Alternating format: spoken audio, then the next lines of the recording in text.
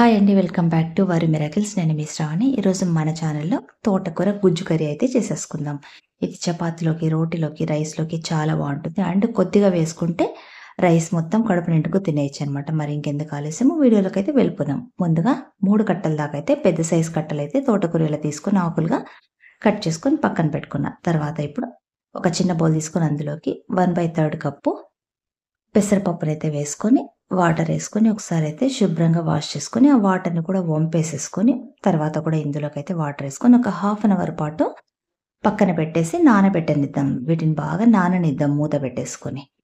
తర్వాత ఇప్పుడు మనం తీసుకున్న తోటకూరను చిన్న చిన్నగా కట్ చేసేసుకొని అండ్ వాష్ చేసేసుకొని, వాటరంతా కూడా వంపేసి పొడి పొడిగా చేసి పెట్టుకుందాం. ఇప్పుడు స్టవ్ వెలిగించుకొని, స్టవ్ పైన డీప్ కడాయి పెట్టేసుకొని, అందులోకి 4, 5 స్పూన్ల దాకా ఆయిల్ అయితే వేసేసుకొని, ఆయిల్ బాగా హీట్ ఎక్కిన తర్వాత ఒక స్పూన్ దాకా పోపు దినుసులైతే వేసేసుకుందాం. ఆవాలు, జీలకర్ర అవన్నీ వేసేసుకున్న తర్వాత ఇవి కాస్త చిటపటలాడిన తర్వాత ఇందులోకైతే మనము కట్ చేసి పెట్టుకున్న ఉల్లిపాయ ముక్కలు కూడా వేసేసుకుందాం. నేనైతే 3 మీడియం సైజ్ ఉల్లిపాయలైతే తీసుకున్నానండి. అది కూడా పొడుగ్గా కాకుండా ఇలా ముక్కలుగానే కట్ చేసుకున్నా. మరీ చిన్న ముక్కలుగా అయితే కట్ చేయాల్సిన అవసరం అయితే లేదు. ఆటోమేటిక్‌గా తోటకూరతో పాటు ఇవి కూడా మనకు ఉడికిపోతాయన్నమాట. అన్నీ ఒకసారి బాగా కలిపేసుకున్న తర్వాత ఒక 10, 12 దాకా వెల్లుల్లిపాయలను కూడా కచ్చా పచ్చాగా దంచేసుకొని అవి కూడా అయితే మనం ఈ ఉల్లిపాయలకైతే వేసేసుకొని మళ్ళీ ఒకసారి బాగా కలిపేసుకోవాల. ఇప్పుడు ఇందులోకైతే దాదాపుగా 5, 6 పచ్చిమిరపకాయలు ఇలా చిన్నగా కట్ చేసుకొని అవి కూడా వేసుకుందాం. దాంతో పాటు కొద్దిగా కరివేపాకు కూడా వేసుకొని మొత్తం అంతా బాగా ఒకసారి కలిపేసుకుందాం. ఉల్లిపాయలు పచ్చివాసన పోయి, అలాగే వెల్లుల్లిపాయలు పచ్చివాసన పోయి అన్నీ కూడా ఫ్రై అవ్వడం అయితే స్టార్ట్ అవుతుంది. ఇప్పుడు ఇందులోకైతే మనము సన్న ముక్కలుగా కట్ చేసి పెట్టుకున్న 3 మీడియం సైజ్ టొమాటోలను తీసుకున్నాను నేను. అవి కూడా ముక్కలైతే ఇప్పుడు ఇందులోకైతే వేసేసుకుందాం. టొమాటో ముక్కలు కూడా వేసిన తర్వాత ఒకసారి బాగా అంతా కూడా కలిపేసుకుందాము. ఈ టొమాటో ముక్కలు కూడా బాగా మగ్గాలంటే మనము ఒక 2, 3 నిమిషాల పాటు బాగా ఫ్రై చేసుకోవాలనమాట. ఇప్పుడు మూత పెట్టి ఒక 3-5 నిమిషాల పాటు టొమాటోలను మగ్గనిద్దాం. 5 నిమిషాల తర్వాత మనం చూసినట్టయితే చూడండి, టొమాటో ముక్కలు, తర్వాత ఉల్లిపాయ ముక్కలు కాస్త అయితే మగ్గిపోయినాయి కదా! ఇప్పుడు మళ్ళీ ఒకసారి అంతా బాగా కలిపేసుకుందాం. ఎక్కడ అడుగు పట్టేసిందో ఏమైనా ఒకసారి చెక్ చేసేసుకుందాము. అంతా కలుపుకున్న తర్వాత ఇప్పుడు మనం నానబెట్టి పక్కన పెట్టుకున్న పెసరపప్పును కూడా ఇందులోకైతే వేసుకుందాం. ఇవి వేసిన తర్వాత కూడా మళ్ళీ ఒకసారి అంతా కూడా బాగా కలిపేసుకుందాం. పెసరపప్పు ఎలాగో నానబెట్టాం కాబట్టి మనము ఇవి ఉడకడానికి పెద్ద సమయం అయితే పట్టదండి. తొందరగానే ఉడికిపోతాయి.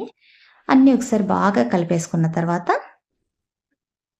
ప్యాన్‌లోనే మనము ఈవెన్‌గా అంతా కూడా బాగా స్ప్రెడ్ చేసేసుకొని తర్వాత కూడా ఒక 2, 3 నిమిషాల పాటు మనము మీడియం ఫ్లేమ్ మీదనే ఈ పెసరపప్పును కాస్త ఉడికించుకుందాం.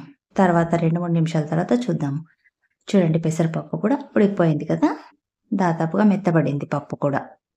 అంతా మళ్ళీ ఒకసారి కలిపేసుకోండి. అడుగు వరకు అంతా కూడా కలిపేసుకున్న తర్వాత ఇప్పుడు మనము శుభ్రంగా కడిగి పెట్టేసుకున్న తోటకూరనైతే ఇందులోకైతే కొద్ది కొద్దిగా అయితే వేసుకోవాలనమాట. తోటకూర ఎక్కువగా ఉంది కాబట్టి అంతా ఒకసారి పట్టదు కాబట్టి కొద్ది కొద్దిగా వేసుకుంటూ అది మగ్గిన తర్వాత మళ్ళీ ఇంకాస్త అయితే మనం వేసుకోవాలనమాట. ఇలా 2, 3 విడతలుగా వేసుకుంటేనే మనకు ఈ పాన్ అనేది పడుతుంది. లేదంటే ఒకేసారి వేయడం వల్ల లోపలంతా ఫ్రై అవుతుంది. పైన ఉన్నది అలాగే ఆకులాకులే ఉంటుంది. అందుకోసమే 2, 3 ట్రిప్పులుగా కొద్ది కొద్దిగా వేసుకుంటూ మళ్ళీ దాన్ని మీదకి కిందకంతా కలుపుకుంటూ మగ్గించుకోవాలనమాట. అది కూడా మీడియం ఫ్లేమ్ మీద అయితేనే మగ్గుతుంది. హై ఫ్లేమ్ మీద అయితే తొందరగా అయితే మాడిపోతుంది.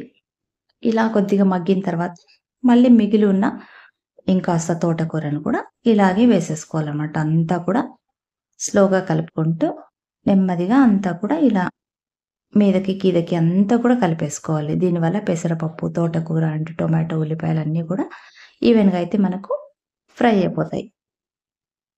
ఇలా అంతా ఫ్రై అయిన తర్వాత కలుపుకున్న తర్వాత మనం మళ్ళీ మూత పెట్టేసుకుందాం ఒకసారి. ఒక 5 నిమిషాల పాటు మీడియం ఫ్లేమ్ మీద అయితే బాగా మగ్గనిద్దాము.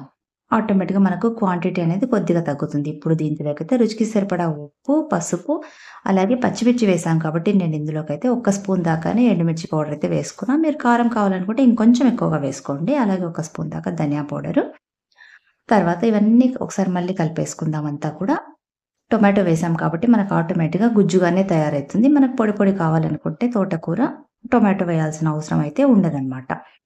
ఇవన్నీ వేసిన తర్వాత ఒకసారి బాగా అంతా కలిపేసుకున్న తర్వాత మళ్ళీ ఇందులోకి ఇంకాస్త టేస్ట్‌నైతే రెట్టింపు చేసుకోవాలా అనుకుంటే ఇందులోకి మీకిష్టమైతే ఎండు కొబ్బరి పొడి అయితే వేసుకోండి. లేదన్న వాళ్ళు, వద్దనుకున్న వాళ్ళు స్కిప్ చేయండి. నేనైతే 2 స్పూన్ల దాకా ఎండు కొబ్బరి పొడి కూడా వేసుకుంటున్నా. దీనివల్ల టేస్ట్ అనేది చాలా బావుంటుందనమాట.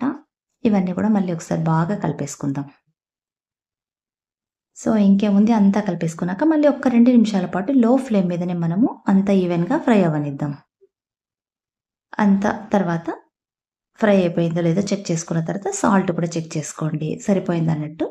నెక్స్ట్ మళ్ళీ ఇంకొక సర్వింగ్ బౌల్‌లోకైతే ట్రాన్స్‌ఫర్ చేసేసుకోవడం చక్కగా రైస్‌తోను, చపాతీతోను లాగించేయడమే. చూసారు కదా! మీకు కూడా నచ్చింది కదా! మరి మీకెందుకు ఆలస్యం తప్పకుండా ట్రై చేయండి. అండ్ మీకెలా కుదిరిందో నాకు కామెంట్ చేయండి. నా వీడియోస్ చూస్తూ ఉండండి. నెక్స్ట్ మళ్ళీ ఇంకొక మంచి వీడియోతో మళ్ళీ మీ ముందుంటా. Until then bye. Thanks for watching.